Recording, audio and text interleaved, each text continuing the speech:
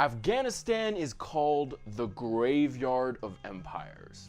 I think that's a little off the mark. I think Afghanistan's more like a man in drag who's so exotic empires go out of their minds trying to win him over. Then they find the Kinder Surprise, and by that point it's too late. In the 1830s, the British nobility was obsessed with what they called the Great Game.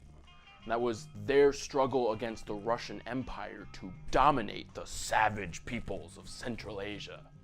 I think the rule was if they got 3 countries in a row, they could pick any prize from the top shelf. And back then, India was the jewel in the crown of the British Empire.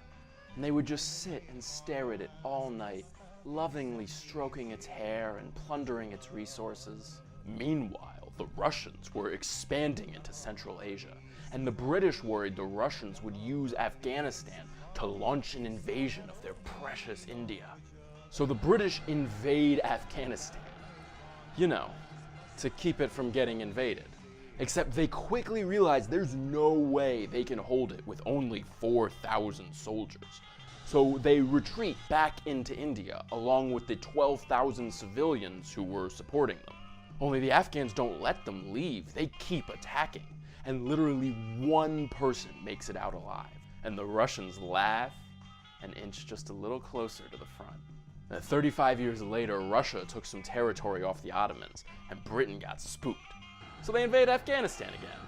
Just like, terribly sorry, nervous habit that. And this time they sent about 40,000 guys. And instead of trying to rule, they just make the Afghans promise to be on their team in the Great Game, and then let them run their shit however they want. So they put a guy in charge who's just like, oh yes, Britain, wow, you're so big and so powerful. I'm so lucky to have a big, strong man like you around. And then he turns and says the same thing to the Russians and gets some of their money too. So the Russians keep marching closer and closer.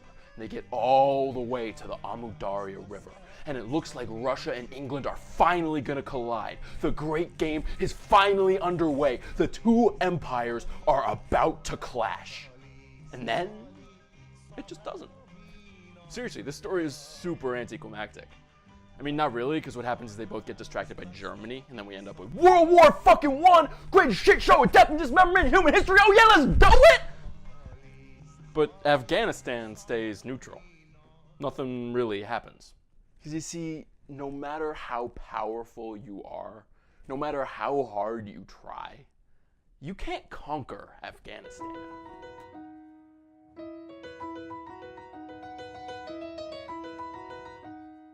Making my way downtown, walking fast, faces past and I'm homebound.